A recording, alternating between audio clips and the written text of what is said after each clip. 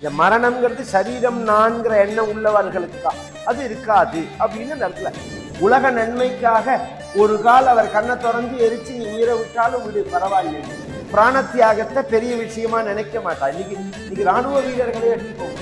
மூலாதாரம், சுவாதிஷ்டானம், மணிபூரகம், அநாகதம், விசுத்தி, ஆஜ்யங்கிற அந்த கிரம ரீதியா குண்டலினி சக்தியை கலப்பி யார் சாட்சாத்காரத்தை அடையிறானோ அவனுக்கு மறுஜென்மா கிடையாது. அந்த சிவபெருமானுடைய கோபம் பிரசித்தியானது. அதுலேயும் கோபம் வந்தால் அவர் திறக்கிறது தான் திரிநேத்திரம்ங்கிறது. இந்த த்ரீ அப்படின்னா மூணுன்னு அர்த்தம். உலகத்தில் உள்ள மனிதர்கள் எல்லாருக்குமே மூணாவது கண்ணு உண்டு. நமக்கு அது ஓப்பன் ஆகலான்னா அங்கே ஒரு கண்ணு உண்டு நமக்கு. அந்த இடத்துல ஒரு சுரப்பி இருக்கு. இந்த இடத்துல இந்த ப்ரூ மத்தியத்துக்கு மத்தியில் இதை நாம் தொட்டுண்டே இருக்கணும். இதை திரும்ப திரும்ப திரும்ப நாம் தொட்டு அபியாசம் பண்ணணும். நாம் ஏன் பண்ணணும் அப்படின்னா இதுக்கு கேசரி முத்ரேன்னு பேர். இது கலாம் பரான்முகீம் கிருத்வா திரிபாத பரியோஜயேத் சாபவேத் கேசரி முத்ரா யோமசக்கரம் ததுன்சியதே ந ரோகோ மரணம் ந நித்ரா ந க்ஷுதா த்ரிஷா நச்ச மூர்ச்சாத் பவேத்தஸ்ய யோமுத்ராம் வேத்தி கேச்சரி.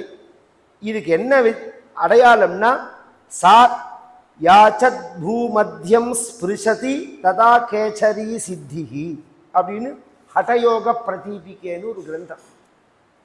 அதில் சொல்கிறேன். இவ்வளோ விஷயத்தை எழுதி வச்சு நான் சொல்கிறேன். ஆச்சரியமான வாழ்க்கை நம்ம வாழ்க்கை.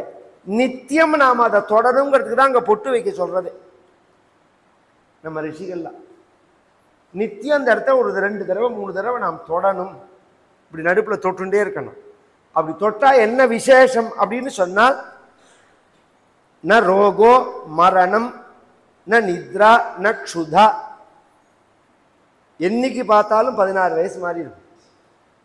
சாவு உண்டு, உற்பத்தினா நாசம் உண்டு. அது எல்லாருமே புரிஞ்சுக்கணும். இந்த மரணம்ங்கிறது கிடையாதுன்னு சொன்னா, சாக மாட்டோம்னு சொன்னா, இந்த மரணம்ங்கிறது சரீரத்துக்கா ஆத்மாவுக்கா?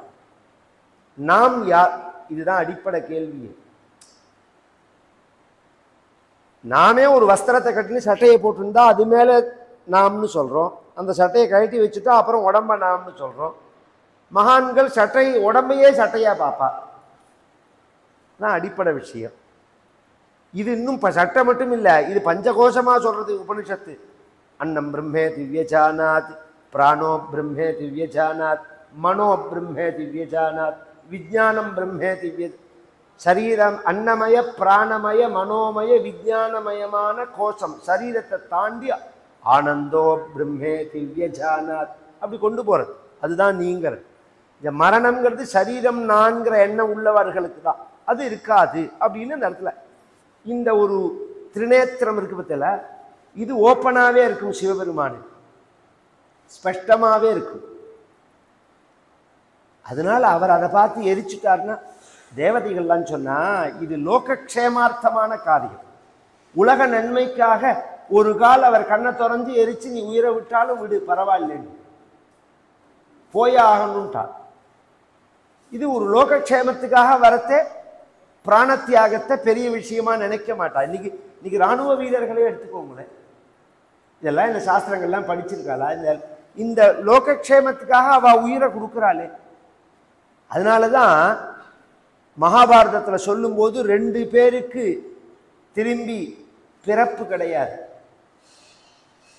அவ திரும்பி பிறக்க மாட்டா.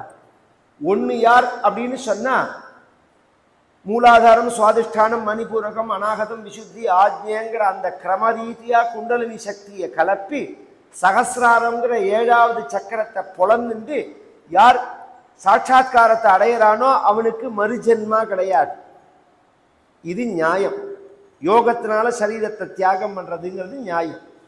யுத்தத்துல யார் தேசத்துக்காக உயிர் விடுறானோ அவனுக்கு புறமுதுகிடுக்காம மாற காமிச்சு எவன் உயிர விடுறானோ அவனுக்கு மறுஜென்மா கிடையாது.